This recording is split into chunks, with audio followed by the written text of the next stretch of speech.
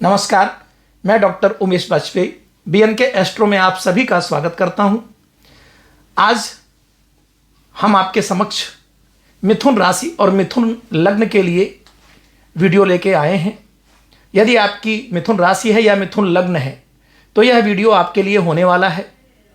और गुरु का जो गोचर 18 अक्टूबर 2025 को हो चुका है, ये इस गोचर के पूरे कर्क राशि में और फिर वक्री होकर के मिथुन राशि में और पुनः कर्क राशि में 31 अक्टूबर 2026 तक का जो प्रभाव होगा, मैं उस पर चर्चा आज करूंगा। इससे पहले मैंने मेष राशि और वृषभ राशि के ऊपर बनाया है और उसमें कुछ चीज़ें छूट गई थी, क्योंकि हम लोग कोई रट के नहीं बैठते, जो आता जाता है मस्तिष्क में वो बोलते जाते हैं। तो मेष राशि और वृषभ राशि वाले ये नाराज ना हो कि उनके वीडियोज़ में हमने पूरी जानकारी नहीं दी। अगर आवश्यकता पड़ेगी मैं पुनः बना दूंगा। तो आज हम लोग चलते हैं, चर्चा करते हैं। जैसा कि आप सामने देख रहे हैं कि एक कुंडली मैंने बना रखी है। ये बीच में सेंटर में देखिए मिथुन लिखा हुआ है, जेमिनाई लिखा हुआ है। तो मिथुन का तात्पर्य है कि ये मिथुन राशि की कुंडली या मिथुन लग्न की। मैं बता चुका हूं, राशि से तात्पर्य है आपकी कुंडली में जहां भी चंद्रमा विराजमान है। मान लीजिए आपका चंद्रमा 10th हाउस में विराजमान है और वहां 3 का अंक लिखा है, तो आपकी राशि हो गई मिथुन। अब अगर किसी का मान लीजिए 3 का अंक यहां पे है लग्न में, तो वो मिथुन लग्न का है। तो ऐसे लोगों का जिनका मिथुन लग्न है अथवा जिनकी मिथुन राशि है, वो इस वीडियो को देखें और इससे अपने को लाभान्वित करें। देखिए बहुत सारी चीजें ये लिखी हैं, इनको मैं बार बार रिपीट नहीं करूंगा, क्योंकि देखिए लिखा है 18 अक्टूबर 2025 से यहां पर 5 दिसंबर तक कर्क में रहेंगे, फिर उसके बाद 2 जून तक मिथुन में वक्री होकर के वापस आएंगे, फिर 31 अक्टूबर तक कर्क में फिर आ जाएंगे। तो ये सामने लिखा है, आप देख लीजिएगा।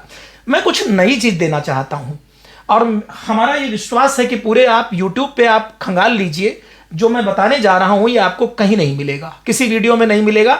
मैंने भी देखे हैं बहुत से वीडियो। तो मैं कुछ नई चीज आपको देना चाहता हूं। यदि आपको अच्छा लगे तो आप कमेंट बॉक्स में अवश्य बताइएगा, ताकि मेरा प्रोत्साहन होगा और मैं आपके लिए अच्छे अच्छे वीडियोस बना करके लेके आऊंगा। कोई समय ना आगे बर्बाद करके मैं चलता हूं अपनी बात पर। देखिए सभी ने ये बताया आपको, मैंने भी अभी मेष और वृषभ में यही चीज बताई, पूरी बात नहीं बताई, लेकिन अचानक से मुझे याद आया कि नहीं, जो शेष राशियां हैं मैं उन पर यह पूरी बात आप तक पहुंचाऊं। गुरु महाराज किसी भी व्यक्ति के साथ गलत नहीं करते। वो एक पवित्र ग्रह है, एक गैसीय पिंड है, एक गैसीय ग्रह है। शनि और गुरु 2 ही होते हैं। तो गुरु महाराज का जो गुरुत्वाकर्षण बल है, वो पृथ्वी पर जो गुरुत्वाकर्षण बल है उसका 2.5 गुना लगभग ज्यादा है। मोस्ट पावरफुल प्लेनेट है। तो गुरु महाराज का गोचर अपनी उच्च राशि कर्क में हुआ है। अब मिथुन राशि या मिथुन लग्न वालों के लिए ये द्वितीय भाव में हुआ है। और द्वितीय भाव किसका होता है? वाणी का, आपके कुटुंब का, खानदान का, आपके खानपान का, आपका संचित धन, जो भी आपने संचित धन किया है। धन केवल पैसे से नहीं है, आपने मान सम्मान, आपके कुटुंब खानदान की प्रतिष्ठा जो आपने संचित करके रखी, पीढ़ियों से जो कमाया है, वो सब यहां पे संचित धन है। संचित धन से मतलब केवल रुपए से नहीं है। तो वो सब यहां पर, और यहीं पर गुरु महाराज आकर के बैठे हैं। अब गुरु महाराज के बारे में आपने देखा होगा वीडियोज में कि 3 दृष्टियां उनकी बताई जाती हैं। एक जो है 5वीं, एक 7वीं, एक 9वीं, ये 3 दृष्टियां बताई जाती हैं। देख लीजिए, यहां जब गुरु बैठेंगे तो उनकी 5वीं दृष्टि पड़ेगी आपके 6ठे भाव पर। 6ठा भाव आपका रोग, रिपु और ऋण का है, आपकी सेवा का है, सर्विस का है, आपकी जो है जितनी भी एनजीओ वगैरह जो होते हैं उनका है, इन सब चीज़ों का है। आपका ये जो है, यहाँ से हम लोग देखते हैं जो कोर्ट कचहरी है, मुकदमे हैं, लड़ाई झगड़े हैं, वो भी देखते हैं। तो यहाँ पर दृष्टि पड़ेगी। अब यहाँ दृष्टि पड़ेगी 5वीं दृष्टि। कहते हैं गुरु महाराज की दृष्टियों में अमृत होता है। तो जब 5वीं दृष्टि यहाँ पड़ेगी तो ऐसी चीज़ों से गुरु महाराज हमको बचाएंगे। 5वीं दृष्टि से जितनी भी चीजें बताई आप उनसे समझ लीजिए। दूसरा, 7वीं दृष्टि पड़ रही है अष्टम भाव पर। अष्टम भाव किसका है? आपका जो है, जो रिफॉर्मेशन, आप जो रिफॉर्म करते हो उन चीजों का, आपका ट्रांसफॉर्मेशन, आप जो चीजें नई नई चीजें खोजते हो, जो रिसर्चर हैं, जो रिसर्च करने वाले लोग हैं, जो वैज्ञानिक हैं, ठीक, साइंटिस्ट, उन सब का, जो सीए हैं, सीएस करना चाहते हैं, उन सब के ऊपर गुरु महाराज की छप्पड़ फाड़ के जो है वर्षा होने वाली है। अकल्ट करने वाले, ज्योतिष करने वाले, धर्म कर्म करने वाले, अध्यात्म करने वाले, मेडिटेशन करने वाले, योगा टीचर, इस तरीके के सभी की अब बल्ले बल्ले होने जा रही है। अगर मिथुन लग्न और मिथुन राशि के हैं तो पक्का जान लीजिए कि आपके ऊपर गुरु महाराज की पूरी कृपा होगी। नवीं दृष्टि गुरु महाराज की पड़ेगी कर्म भाव पर, कर्म क्षेत्र पर। यहां पर देखिए 7, 8, 9 नवीं दृष्टि यहां पड़ेगी गुरु महाराज की। अब इस नवीं दृष्टि में गुरु महाराज का सर्वोच्च भाव होता है ये। तो जब नवीं दृष्टि यहां कर्म पर डालेंगे तो यहां से वो विदेश भाव में आपको इंपोर्ट एक्सपोर्ट में लाभ प्रदान करेंगे, आपके कर्मों को जो है पवित्र कराएंगे, आपके कर्म अच्छे अच्छे कराएंगे। आपका जो सेवा क्षेत्र है, जहां आप नौकरी करते हैं, जहां सर्विस करते हैं, उस वहां आपकी प्रोडक्टिविटी को बढ़ाएंगे, आपका मान सम्मान बढ़ाएंगे, आपको विजडम देंगे, आपका एक नाम होगा, पद प्रतिष्ठा और सम्मान आपको प्राप्त कराएंगे। तो ये गुरु महाराज की जो यहां दृष्टि पड़ेगी उसका लाभ तो आपको ये मिलने वाला है। अब मैंने देखिए कुछ और लिखा है 1, 5 और 9 और बगल में लिखा है धर्म त्रिकोण। यह बात नई है जो आपको किसी वीडियो में नहीं मिलेगी। गुरु महाराज लोग जानते हैं केवल 3 दृष्टियां हैं, उन्हीं का लाभ देते हैं, ऐसा नहीं, बिल्कुल नहीं है।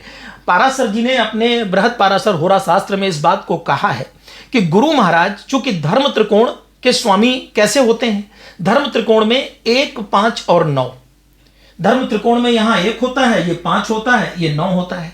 तो जो 9वां भाव है जिसे भाग्य भाव कहते हैं, वो सर्वोच्च भाव होता है, कुंडली का सर्वोच्च भाव, अध्यात्म का भाव, और वो 9 का अंक होता है, अर्थात धनु लग्न होती है, धनु राशि होती है। वो गुरु महाराज की अपनी राशि है। गुरु महाराज की 2 राशियां हैं, एक धनु एक मीन। तो धनु राशि उनकी अपनी होती है।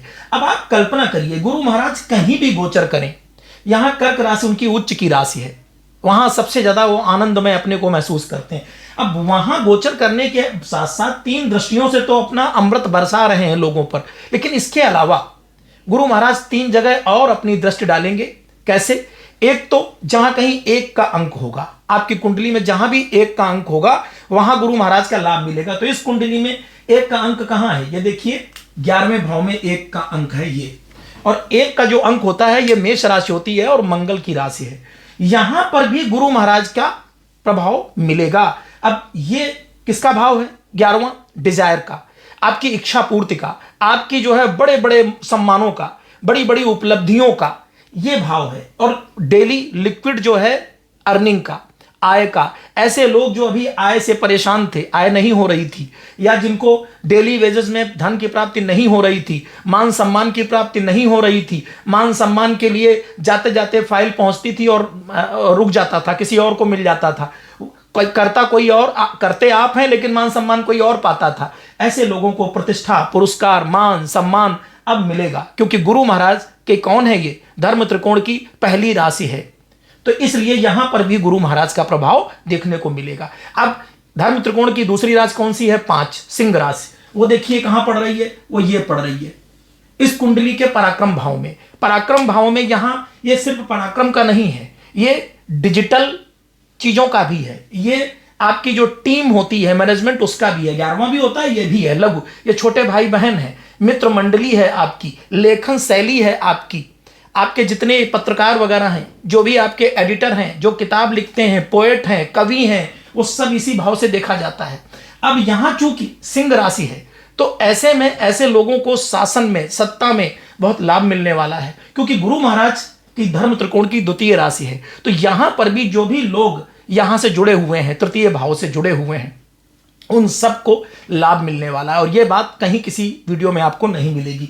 तो इस भाव से पर भी गुरु महाराज का प्रभाव रहेगा। अब अंतिम 9 का अंक, 9 का अंक जहां कहीं भी, जैसे इस कुंडली में 9 का अंक यहां है, देख लीजिए, तो यहां पर भी गुरु महाराज का प्रभाव देखने को मिलेगा। कैसे? इस कुंडली में ये जो भाव है, सप्तम भाव, ये अगर ये कुंडली स्त्री की है तो उसके पति का भाव है, अगर ये पुरुष की है तो उसकी पत्नी का भाव है। तो इसको भी गुरु महाराज इस समय प्रभावित करेंगे। अगर किसी का विवाह नहीं हो रहा है तो इस समय विवाह हो जाएगा। अगर किसी के विवाह संबंधों में दिक्कत चल रही थी, विच्छेद होने की कगार पर थी, प्रयास करिए, अच्छे कर्म करिए, इस समय गुरु महाराज आपके विवाह को बचा लेंगे। अगर किसी व्यक्ति को यहां पर सौदे में, साझेदारी में दिक्कत हो रही थी, नुकसान हो रहा था, तो अब वो चीज समय आ गया है कि इस समय आप किसी से भी साझा कर सकते हैं। मिथुन राशि वाले, मिथुन लग्न वाले, आपको लाभ होगा। ये लघु समाज होता है, सामाजिक प्रतिष्ठा भी आपको प्राप्त होगी। दूसरी बात, दसम से ये दसम है, ये देखिए दसम भाव, यहां से गिनेंगे तो ये दसम भाव, दसम से दसम, अर्थात अगर विदेश से जुड़ करके कोई आप व्यापार करना चाहते हैं, क्योंकि ये भाव व्यापार का है, ये सेवा का है, ये व्यापार का है। तो अगर विदेश से जुड़ करके कोई इंपोर्ट एक्सपोर्ट अगर आप करना चाहते हैं तो इस समय आ गया है, गुरु महाराज आपको ग्रोथ दे देंगे। और निश्चित रूप से आप जान लीजिए कि आपका जहां कहीं भी आप विदेशों से आप अपने साझेदारी में, समाज में, आप कहीं पर भी कोई कार्य करना चाहेंगे, गुरु महाराज इस भाव को उच्च कर देंगे। तो देखा, मैंने आपको बताया आपके कहां कहां कौन कौन से घर गुरु महाराज प्रभावित कर रहे हैं। लेकिन अब एक थोड़ा सा नकारात्मक चीज भी सुन लीजिए। कहते हैं चिराग तले अंधेरा, जहां गुरु महाराज बैठते हैं तो दीपक के नीचे अंधकार होता है, पूरी तरह नहीं, लेकिन मान के चलिए 80% प्रकाश नहीं होता, 20% होता है। तो गुरु महाराज जहां बैठते हैं, सामने तो अमृत वर्षा करते हैं, लेकिन जहां बैठते हैं वहां पर प्रकाश नहीं कर पाते। तो अब कहां बैठे हैं? आपके कुटुंब भाव में, आपकी वाणी पर। जो कुछ भी मैंने बोला है ये सब कुछ शर्तों के साथ मिलेगा। कल को आप कहें पंडित जी आपने तो बताया था, आप झूठ बोलते हैं, तो मैं इसलिए बता दूं, जो भी मैंने बताया है ये चीजें अगर आपकी मूल कुंडली में गुरु महाराज अपनी स्वयं की राशि में हैं, पाप प्रभाव में नहीं है, उच्च राशि में है, कर्क राशि में है, या लग्न में है, या धर्म त्रिकोण में है, या केंद्र के भाव में है, या किसी जो है पाप पीड़ित ग्रह से आप युत में नहीं है, जब ये सब चीजों से गुरु महाराज बचे हुए होंगे तो आपको 100% ये लाभ मिलना ही मिलना है। नवांश में देखिए, दशमांश में देखिए, अगर हर जगह हर कुंडली में आपके गुरु महाराज पॉजिटिव हैं तो मेरी वाणी 100% सही होगी। लेकिन यदि ऐसा नहीं है, आपके गुरु महाराज नीच प्रभाव में हैं, पाप पीड़ित हैं, पाप ग्रहों से युक्त हैं, या आप मान लीजिए कि जो है त्रिषडाय में है, 6, 8, 12 में है, तो वहां पर फिर आपका जो फल है, लाभ है, मिलेगा जरूर, लेकिन उतना ही कम होकर के मिलेगा। तो इस बात को मैंने यहां स्पष्ट कर दिया।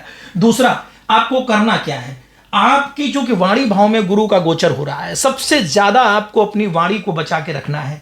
आप अगर अपनी वाणी से अगर गुरु की तरह मधुर बोलेंगे, गुरुता दिखाएंगे, या मौन रहेंगे, बातों को सुनेंगे ज्यादा, बोलेंगे कम, तो आप जान लीजिए कि जो मैंने बोला है वो सब कुछ आपके साथ पॉजिटिव होने वाला है। लेकिन अगर आपने वाणी से कठोर बोला, गलत बोला, तो आप फिर मानसिक रूप से भी परेशान रहेंगे। चूंकि कर्क में हो रहा है तो वो मानसिक समस्या पीड़ा दे देंगे, गुरु आपको मानसिक पीड़ा दे देंगे, बचा नहीं पाएंगे, दे नहीं देंगे, मतलब बचा नहीं पाएंगे, गुरु महाराज नहीं देंगे। तो इसलिए आपको सबसे ज्यादा अपनी वाणी पर काम करना है, मिथुन राशि मिथुन लग्न वाले लोग, कि आपको अपनी वाणी को सोच समझ के बोलना है, खास करके जब कर्क में गोचर रहे तब तक। दूसरा, ये कुटुंब का भाव है। जो आपके कुटुंब ने आपकी मान प्रतिष्ठा सम्मान ईमानदारी जो बचा करके रखा है, संचित किया है, उसको आप पालन करें, उसे बचाएं, उसकी बढ़ोतरी करें, और न बढ़ोतरी करें तो कम से कम उस पर बट्टा ना लगाएं। खान पान अपना दुरुस्त रखें। जो लोग अगर उचित खान पान नहीं है तो अपने खान पान को उचित करें। मुझे ये बताने की आवश्यकता नहीं कि उचित खान पान क्या होता है, आप जानते होंगे। तो ये चीज आपको सावधानी रखनी है मिथुन राशि वालों। अब यहां पे गुरु का गोचर ये 49 दिन रहेगा, 49 डेज, देखो मैंने लिख रखा है।